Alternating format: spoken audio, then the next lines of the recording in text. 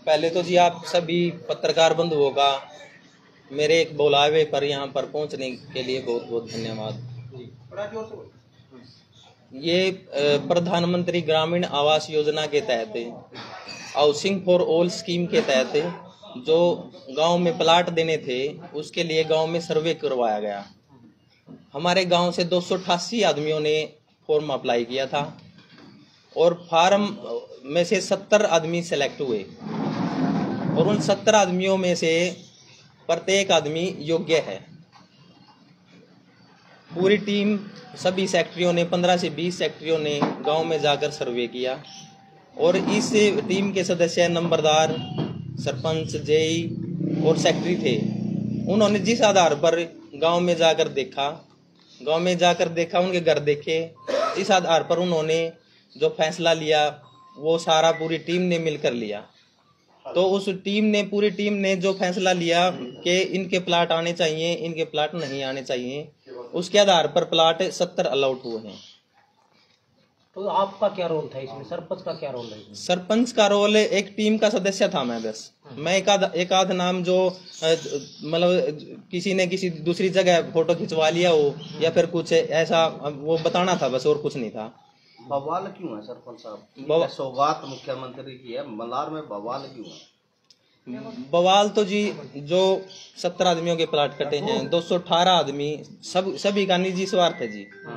218 आदमी अपोजिट ही मामला है और वो गलत हाथों में चले गए हैं जो गांव की राजनीति या फिर गांव के भाईचारों को खराब करना चाहते हैं और प्रत्येक काम में रोड अटकाते हैं। गांव के काम करने की मतलब नौबत रही नहीं। गांव को एक नरक का काम कर रहे हैं। हमारे गांव में आइए और हमारे गांव के काम देखिए आप, आपको पता लगेगा गांव में कितने काम चले हुए हैं। इसमें जैसे प्लाट अलर्ट किए गए, इसमें सरकारी एजेंसी का कौन कौन अधिकारी था जिनके द्वारा सर्वे किया गया? क्या क्या फॉर्मेलिटी थी? जो फैमिली आईडी के कितनी इनकम होनी चाहिए थी, क्या क्या उनको पूरा करके देना था? जिनके फैमिली आईडी में इनकम 1,80,000 होनी चाहिए थी जी। किसी के नाम प्रॉपर्टी नहीं होनी चाहिए थी। प्रॉपर्टी के लिए बैठे थे पटवारी और नंबरदार थे 2 गांव के। उन नंबरदारों ने बताया कि भाई इसके घर जमीन है, इसके घर नहीं जमीन है। मान लिया वो इस आधार पर पटवारी ने फैसला लिया और खुद स्वयं भी उन्होंने वो कंप्यूटर में चेक किया है। वो पूरी एक टीम वर्क था। वो जो पटवारी है उन्होंने मोस्टली जमींदारों के जिनके प्लाट आए हैं और ना आए हैं वो नंबरदारों के आधार पर ही उन्होंने कहा कि इनके जमीन है, इनकी नहीं है। बाकी फिर पटवारी ने भी चेक किए हैं। कौन कौन से नंबरदार थे? उनका नाम बताओ जी। कौन कौन से नंबरदार थे? राजेंद्र नंबरदार और कर्ण सिंह नंबरदार जी। अभी सुनने में भी आ रहा है वही पटवारी जिन्होंने वेरीफाई किया था वही एंटी हो रहे हैं। पटवारी एंटी नहीं है जी, वो नंबरदार हैं। वो मतलब उन्होंने ही नाम कटवाए और वो कह रहे हैं कि लिस्ट बदल दी। उस लिस्ट पर उनके साइन हैं। एक नाम उनसे पूछकर जमींदार जितने भी थे SCBC में तो मैंने रिकमेंड किए हूँ, मतलब किसी का घर देख के जो जमींदारों में जितने भी प्लाट आए हैं या फिर हटे हैं लिस्ट से, वो नंबरदारों के और पटवारी के उस पे हटे हैं। एक सर्वे आता है चौकीदार के साथ, क्या वो गांव का सर्वे भी किया गया? हाँ, सर्वे चौकीदार है। चौकीदार का साथ जो सर्वे होता है टीम का सदस्य चौकीदार भी है जी। 8-10 लोग पूरी कमेटी में शामिल थे, लेकिन सारा बंडा बोर्ड केवल सरपंच पर हुई। क्या कारण? आप दलित सरपंच हो, ये कारण है? कुछ और कारण मानते हैं? मेरा जी पता वो SC सरपंच तो हुए जी। काम गांव में आपको पता ही है जितने चले हुए हैं और एक प्रताड़ित करने का मामला है जी। मतलब मैं कैसे काम कर रहा हूँ, हर मामले में गरीबी तंग ही करती है जी। तो उसको लेकर हर छोटी से छोटी बात में शिकायत करना, हर छोटी से छोटी बात में छोटा भी काम करना नहीं। वो रातों को वीडियो बनाते फिरते हैं और जो भी मतलब काम करने ही नहीं देते जी बिल्कुल गांव का। और मैं बिल्कुल निष्पक्ष काम करने वाला आदमी हूँ, पूरे गांव में बराबर लेके काम कर रहा हूँ। जहाँ तक देखा जाए तो उन मकानों को जरूरत थी प्रधानमंत्री आवास योजना के अंदर आने की, लेकिन फिर भी उनको मकान अलॉट नहीं किए गए। जो प्लाट है या मकान जो भी है, तो उन्होंने शिकायत किस आधार पे की? शिकायत उन्होंने की है जी जो मान लिया जिन्होंने फार्म नहीं भरा वो मीडिया वाले वहां पर गए थे, एक आध बंधु गया था। तो उन्होंने उनके घर गए, वो जिन्होंने फार्म ही अप्लाई नहीं कर रखा, वो वास्तव में लायक हैं मगर उन्होंने फार्म ही अप्लाई नहीं किया। तो जिसने फार्म ही अप्लाई नहीं किया हम उसको कैसे प्लाट अलॉट कर सकते हैं? आरोप लगे हैं कि जिनको पहले प्लाट अलॉट हो चुके हैं उनको भी प्लॉट अलॉट हुए हैं, उस मामले में क्या करना चाहेंगे आप? एक भी नाम ऐसा नहीं है जी जो स्वयं के नाम प्लाट कटा हो पहले जिसको मिला हो और दोबारा से मिल गया, एक भी प्लाट ऐसा नहीं। इसमें लॉजिकली बात ये है कि आपके टाइम के फार्म है या आपके पहले के फार्म है? ये जी अपने टाइम के फार्म में इलेक्शन टाइम में भरवाए गए थे। इस टीम में जी 2 नंबरदार, चौकीदार, सरपंच, जेई और जी पटवारी। हाँ फैक्ट्री। गांव में कितने मकान है जो बने बिना रह रहे हैं ऐसे हालात में? 10-15 और हैं जी। वो मैंने मीटिंग थी वहाँ पर जब ये प्लाट अलॉट हो रहे थे, वहाँ पर 1500 आदमी थे, 7 गांव के, मतलब पूरी डिस्ट्रिक्ट से 7 गांव के आदमी आए हुए थे। वहाँ मैंने डीसी साहब के सामने रिक्वेस्ट भी करी थी कि वहाँ डीसी साहब हमारे गांव के कुछ आदमी रह गए हैं, फॉर्म अप्लाई करे बिना रह गए हैं और उनको हम दोबारा से प्लाट देना चाहते हैं। जितने प्लाट 70 प्लाट आए हुए हैं, हमने 4 किले के आसपास जमीन दी हुई है, तो ये प्लाट मतलब 1 किला हमारे पास बचेगा, तो 20 प्लाट और हमारे एडजस्ट हो सकते हैं, तो वो सभी नाम आ जाएंगे जो रह गए हैं। हम एक पॉजिटिव सोच के साथ अगर आगे बढ़े, लेकिन उनको फार्म तो अप्लाई करना पड़ेगा जी। हाँ उनको फार्म अप्लाई करना पड़ेगा और गांव वाले मिलकर मेरे साथ है, अगर पॉजिटिव सेंस में काम करें तो हम वो 20 मैंने नाम दिए थे 100, वो 30 नाम और आ सकते थे अगर पॉजिटिव वे में काम किया जाता तो। सरपंच साहब अभी जैसे 70 प्लाट बता रहे हैं अभी कटे हैं, इसमें से सरकारी जॉब वाले कितने हैं जी? सरकारी जॉब वाला एक भी नहीं जी, सिंगल पर्सन भी सरकारी जॉब नहीं है। अच्छा, ऐसा कोई कैंडिडेट है जो एप्लीकेबल ही नहीं बनता इसके लिए? नहीं, ऐसा कोई नहीं जी। सरपंच साहब एक आरोप और भी लगा आप पर। आप ग्रामीणों का कहना था कि आपने ये कहा कि जिन्होंने मेरे को वोट नहीं दी मैं उनको प्लाट नहीं दूंगा।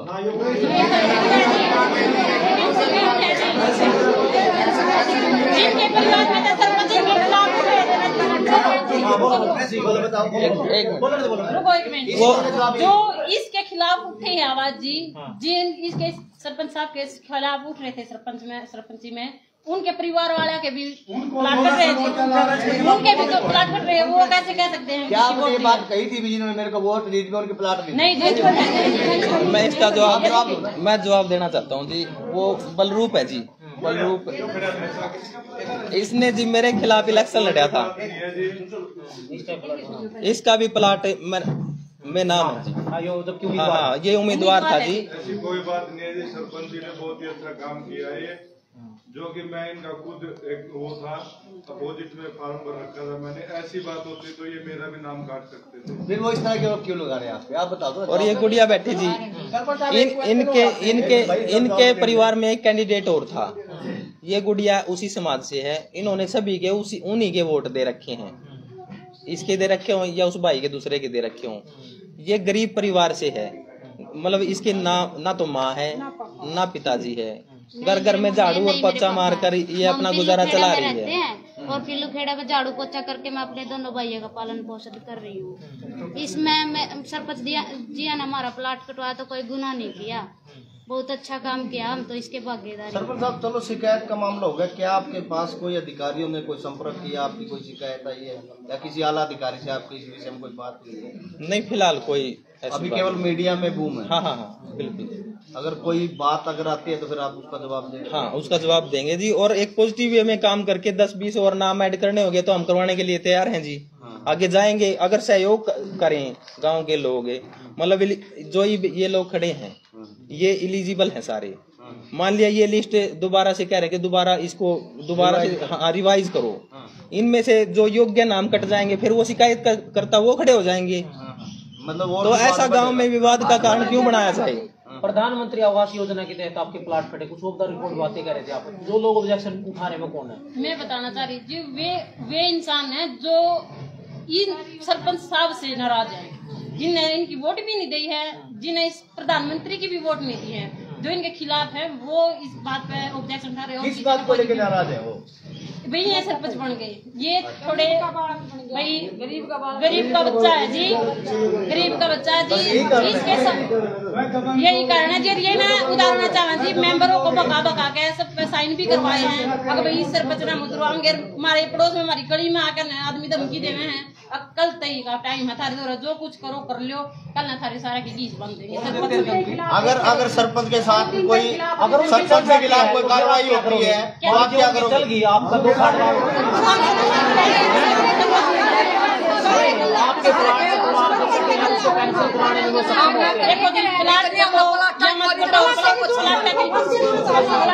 कोई जरूरत नहीं जी, जो हमारे सरपंच आज हमारे सरपंच है जी, हमने बहुत ज्यादा जरूरी है, गरीबी में रह लेंगे, हम अपने सरपंच नहीं और सरपंच पहली बार एसपी तय सम्मानित सरपंच हुए जी हमारे मार के, और वे इसने देख के खुश नहीं है, बस और कोई बात नहीं है, सिर्फ मैटर यो है गाँव में अच्छे काम हो रहे हैं, कुछ लोगों को पसंद नहीं आ रहे, कुछ लोगों को बस 5-10 जने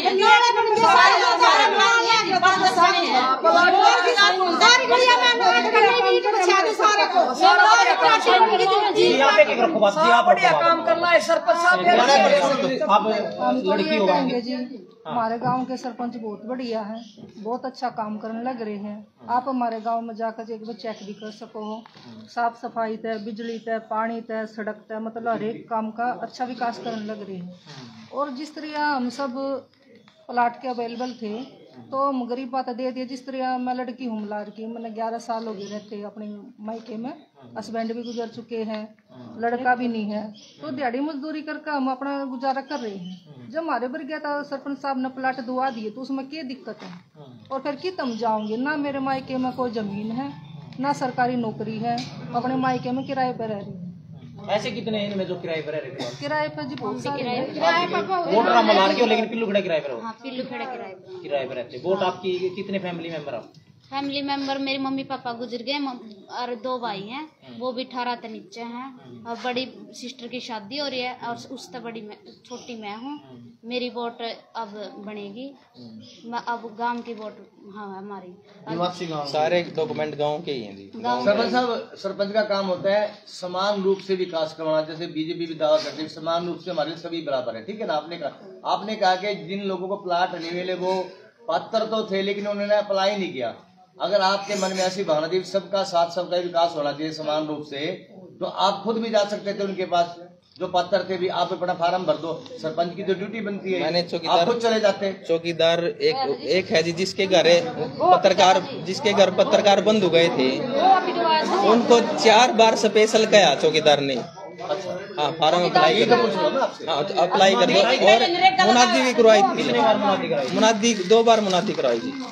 अभी जिसने फार्म भरना इतने तारीख का आखिरी डेट है। आज तो 6 महीने पहले कहा था जी, मनरेगा लगी हुई थी हमारे जो मलार गाँव में जी, सरपंच ने खुद स्पेशल जाके सभी मजदूर थे वहीं पे, सबसे कहा था कभी अब प्लाट का फार्म निकल जाए, जो भी भाई भर सके है तो भरवा लियो। कल हमने कही हो ना भाई, नहीं बताया नहीं, तो मैं उसकी तो चौकीदार की तो जरूरत भी नहीं रही थी, जो खुद जाके अपने आप कह दिया मजदूरत है आपके 2 बार गया ना भरेंगे तो जी मोदी जी प्रधानमंत्री और भी कोई आके तो भर का फार्म देगा नहीं, प्लाट कटवा ले, अपने आप भरने पड़ेंगे जी उन्हें। फिर इनके ऊपर क्यों इल्जाम देख रहे हैं? सरपंच साहब, आज आपने प्रेस कॉन्फ्रेंस करवाई है, तो आपको लगता है जिन लोगों ने वीडियो बनवाई वो किसी के प्रेशर में बनवाई या एक्चुअल में उनको जरूरत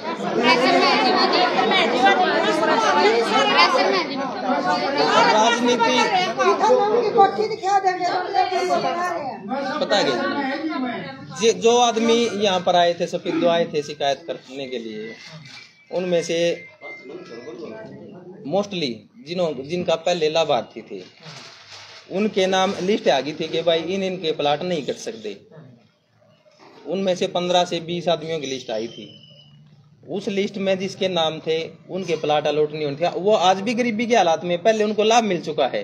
फिर हम तो इसमें कुछ नहीं कर सकते नहीं, क्योंकि एक क्राइटेरिया है कि भाई जिसके हम पहले कोई भी लाभ मिल चुका है उसको लाभ नहीं मिलेगा। तो सरपंच साहब, जैसे कि इन्होंने ये महिला माता लगी, उन्होंने कहा कि इन्हें आए दिन वो लोग धमकियां देती हैं और दबंग किस्म के लोग हैं वो। तो क्या उन लोगों से आपको भविष्य में भी कोई खतरा है? किस तरह खतरा है? किस तरह खतरा है? कुछ भी कर सके आप गली में खड़े होकर हमारे तनु कम है जी, सुनाड़ के हमारे घर पास हैं जी, हमारे सारे के नुक में है तो आज कटे में इनके पास है, कल सरपंच की भी इनकी भी उनके पास कोई पावर है जी। तो किस तरह खतरा है? किस तरह का खतरा है आपको? हम कुछ भी नहीं कह सकते इस बारे में, किस तरह का खतरा हम तो कुछ भी कह सकते हम दिमाग में चल के रहे। अगर किसी ग्रामीण के साथ भविष्य में कुछ कोई अप्रिय घटना हो जाती है, जैसे ये कह रहे हैं कि धमकियां दे रहे हैं, ये हम नहीं कह रहे, वो कह रहे धमकियां दे, तो किसे जिम्मेवार मानेंगे आप? आज से पहले जो भी झगड़े हुए हैं मैंने थाने तक नहीं जाने दिए, आपस में भाईचारे से एक गांव में ही निपटाकर वो राजीनामा की एक एप्लीकेशन उनको दे दी और थाने में जाके पकड़ाया वहाँ जी। गांव में कोई भी मतलब FIR आज तक होने नहीं दी मैंने, मगर अब मेरे साथ भी इस घटना होने का भी खतरा है जी। तो मुझे जान माल का भी खतरा है जी। अब किन लोगों को जिम्मेवार मानेंगे? मैं उन्हीं लोगों को जिम्मेवार मानूंगा जी जो मतलब मेरे खिलाफ छोटे, मैं जो भी काम करना शुरू करता हूँ मेरे 10 बार बोर्ड तोड़ दिए जी। जिस बोर्ड पर मेरा नाम लिखा होता है वो बोर्ड 10 बार तोड़ दिए जी मेरे। जब 10 बार मेरे बोर्ड से इतनी दिक्कत है किसी को, तो जब मैं सामने होगा तो पता क्या कर सकते हो। मुझे दिन मैं केवल इसी वजह से रुक रहा था। एक मिनट सुनो तो, मैं इसी वजह से रुक रहा था जी, वहाँ गांव की कहीं बदनामी ना हो, छोटी छोटी बातों में कुछ नहीं। जो अब जो मतलब अब सिर से पानी ऊपर को जाने को है, अब मैंने कंप्लेंट भी करनी पड़ेंगी और सारी काम करने पड़ेंगे। अगर वो नहीं माने तो क्या शिकायत बाय नेम करेंगे आप? मैं जब शिकायत करूंगा तो जी बाय नेम करूंगा। हर किसे सबसे बड़ा इसमें जो मुख्य मुझे